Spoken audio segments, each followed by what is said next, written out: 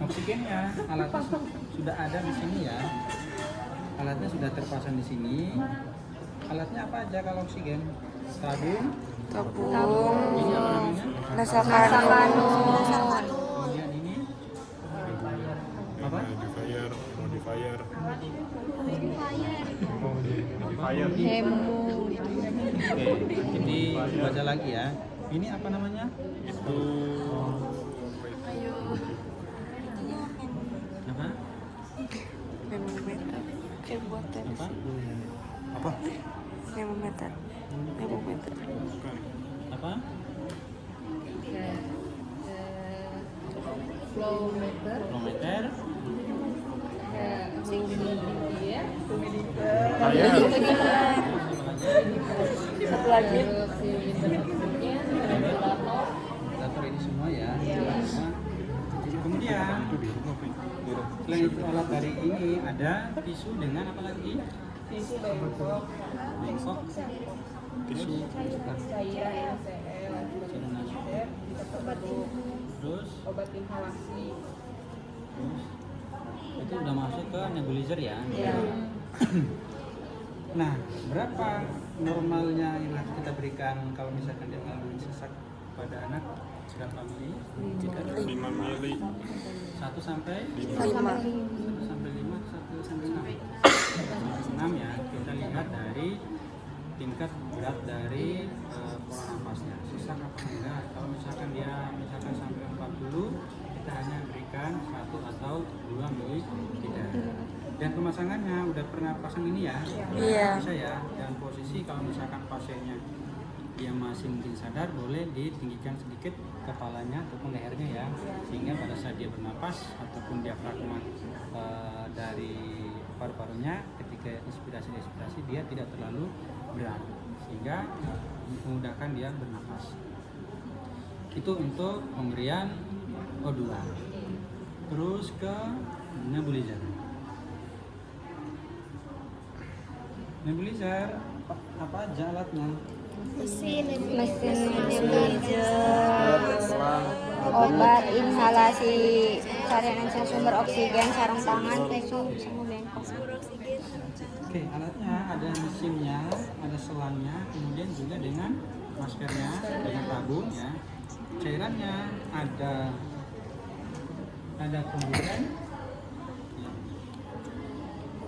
ada kombifen dengan pentolin ya, cairannya. Kita pakai misalkan yang ini ada kombifen. Tujuan obat dari kombifen dengan pentolin itu adalah untuk mengencerkan dahak ataupun juga supaya yang tadinya menyumbat jalan napas itu menjadi cair ataupun juga encer ya. Itu fungsi dari nebulizer. Berapa menit diberikannya nebulizer? Sehabis Sehabis obat 10 menit. 6 atau 8 menit. 6 sampai 8. 6 sampai 8 menit. Kemudian misalkan ya kita akan berikan ya, kita campur di sini NaCl ya, cairan NaCl ataupun juga Aquades, itu boleh.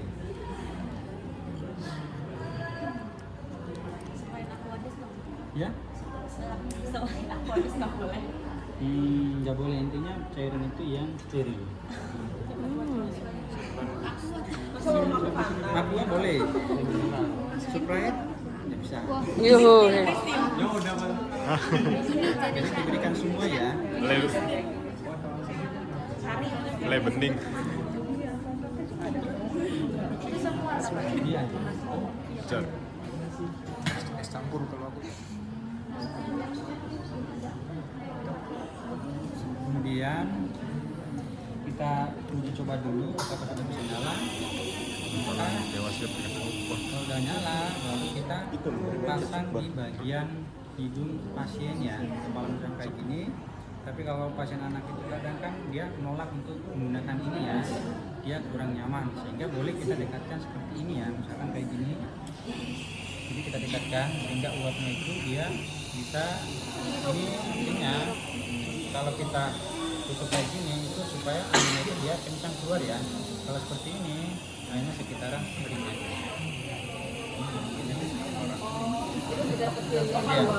Iya. Iya. Pokoknya kalau ngebuka